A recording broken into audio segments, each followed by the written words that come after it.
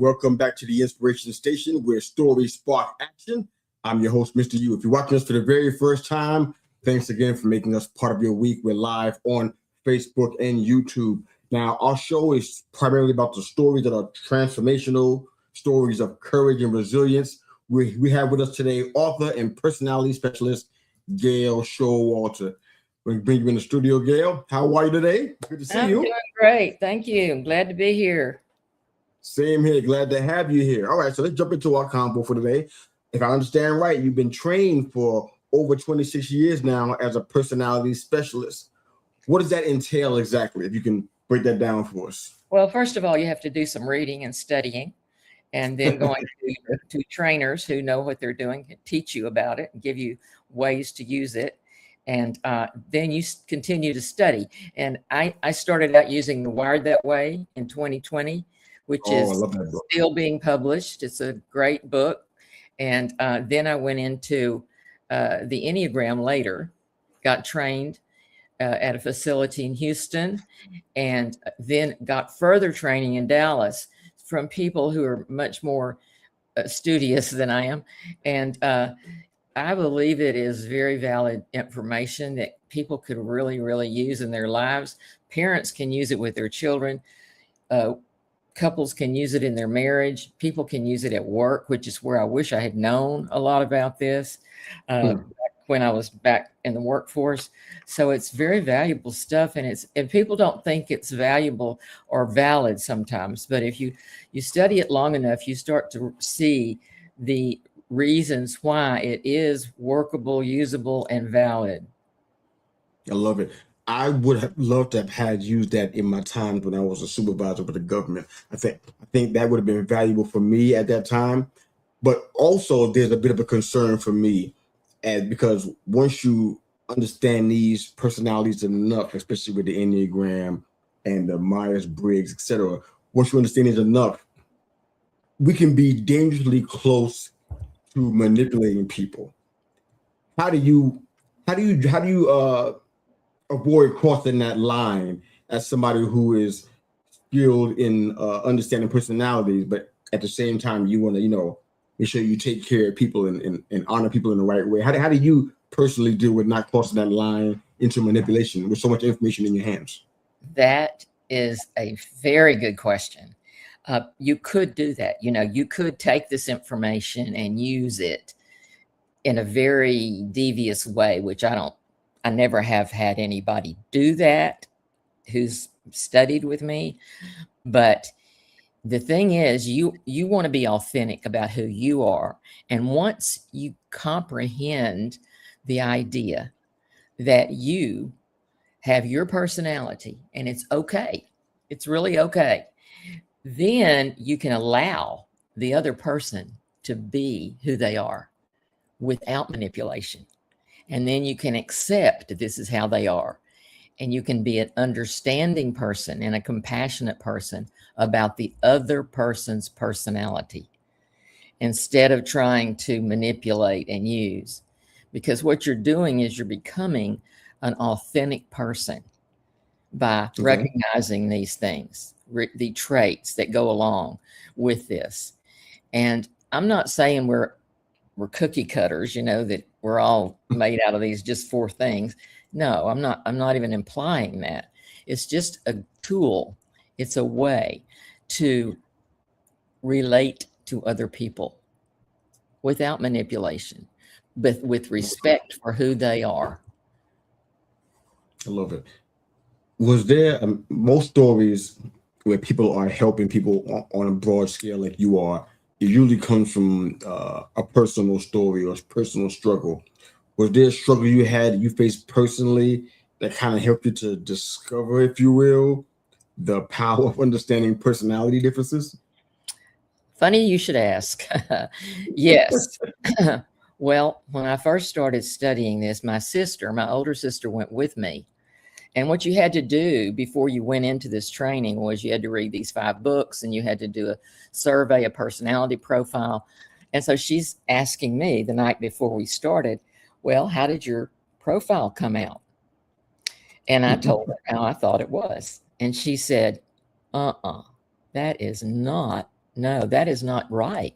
You need to do this again. So she sat there in this room on the bed with me, and she made me go through all 40 questions on this survey, and had me rethink about how I had been growing up.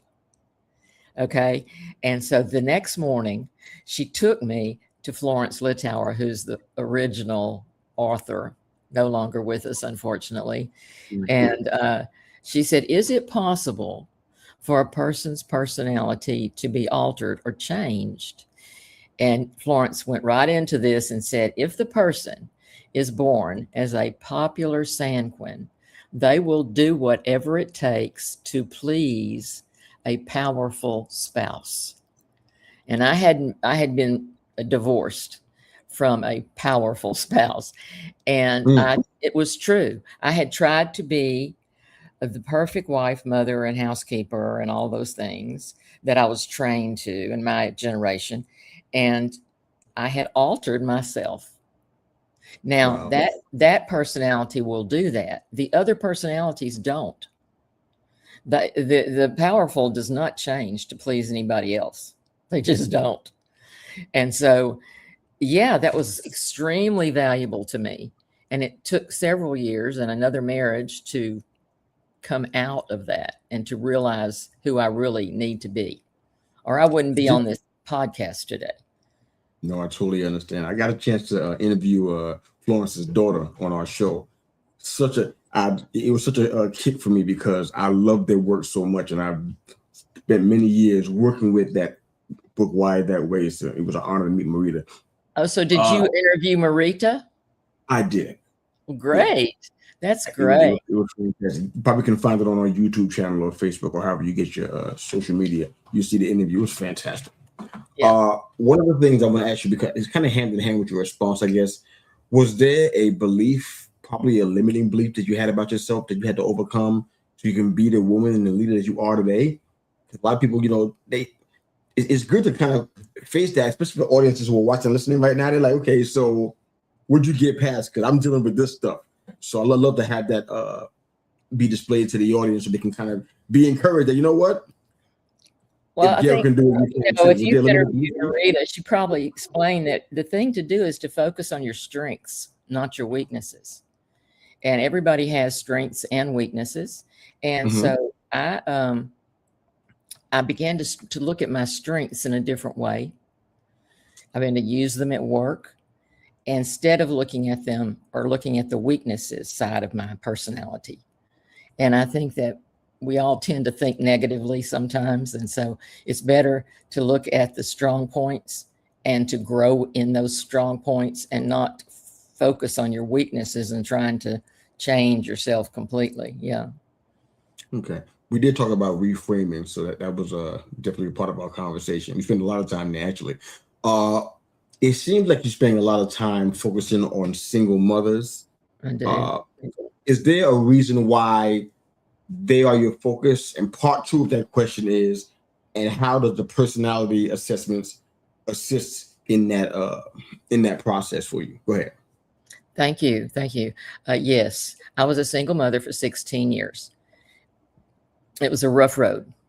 And I didn't know all of this about personalities at the time. And I so wish that I had.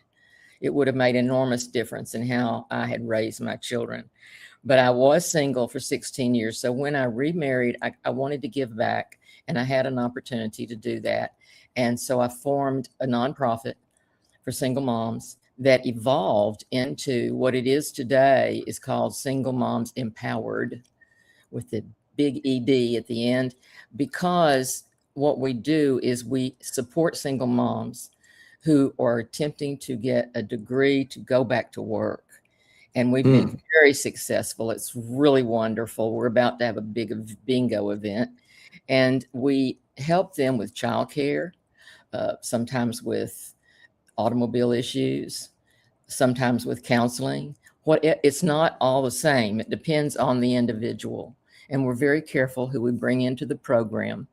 But we've got several women who have graduated as vocational nurses, dental hygienists, radiology technicians. We even have a police officer, social workers, things that they can usually graduate in a couple of years. And we're there for them, something that they don't normally have, a support system. And yeah, that was all because I was single and I had a degree. I mean, that made a huge difference in our lives. So I love that. I'm not a person that thinks everybody needs a degree. I don't. My kids don't have college degrees. They're doing great. But single mothers in this world today, they need something to lean back on if they don't have a good job with insurance and that sort of thing. Okay. Do you feel as though understanding personality types helps to improve parenting? I mean, because I'm careful by asking that because I know a lot of parents. I'm a parent. I'm a great grandparent now, so I'm really careful about using other people's formulas to do things in my own life. Because sometimes they don't always equate the one size fits all, like you said, cookie cutter. That doesn't apply in the majority of cases. But just as a personality expert, do you feel like understanding those types, the assessments, quizzes, those things, that they actually help improve parenting in any way? Or is it just information? Absolutely. Yeah. Yeah. I mean, yes, over and over. Yes. Because we have children and we think, well, they're going to be like us. They're going to behave a certain way. They're going to do a certain thing. And it just doesn't work that way. It just don't work that way. And so I have 3 children. Each one's very, very different, very different. And I have 3 grown stepchildren, also very different. And so to expect them all to be a certain and fall into a certain pattern is not a good idea. And I use the profiles. I've used the profiles. Now, 2 of my kids have done them seriously. One of them never did say much to me about it until he and his fiance were getting married. And she made him go to a class and they used the Wired That Way profile in that class. Oh, wow. And that was several years back. And so, yeah, it helped him. And my oldest is a girl and she definitely got help with it because she's a powerful, choleric girl. And so it helped her to know when to be a little more mild than she can be. And and it helped her to understand other people's personalities. And so when I'm with single mothers, that's one of the first things I address. And it's things that it opens their eyes. They'd never thought about it before. They never considered it until they looked at it and then thought, yeah, that's why my son does that, puts that off. He procrastinates and me nagging him doesn't help. And, just all kinds of illustrations that you can get. I love the one that Florence used to tell about the popular sanguine mother bringing the cupcakes to school for her son's birthday celebration. And she's all dolled up in these bright colors and red fingernail polish and all this. But the son that's having the birthday is meek, mild, and phlegmatic and peaceful. And he was embarrassed by her behavior. Instead of being grateful, oh, my mom's here with cupcakes, it wasn't like that. So you have to know your child and be alert to those different traits. If a single mother was listening today, which I'm pretty sure we have at least a handful, and they're feeling exhausted and maybe overwhelmed, perhaps they don't feel seen at all. Right. What would you want her to know? First of all, you are seen. We know you're there. And don't be embarrassed. Believe in yourself. Really believe in yourself. Learn about yourself if it's through personalities or friendships. And then have goals and move forward. You can do it. I've watched single moms. I watched one single mom with 5 children get a LVN certificate, get a job. It's hard. I'm not saying that, and I'm not sugarcoating it or acting like it's an easy thing, because it isn't. But I do want moms to know that there are a lot of organizations now out there that want to help you. And if you're interested, you can contact me. I'm familiar with an international organization that provides scholarships for women going back to school. You can reach me and I'll be glad to give you that information. I have charts. I have a chart for single moms, parents, and children with the different personalities. Like if you have one personality and so they can email me and I'll send them one of those charts. So, anything I can do.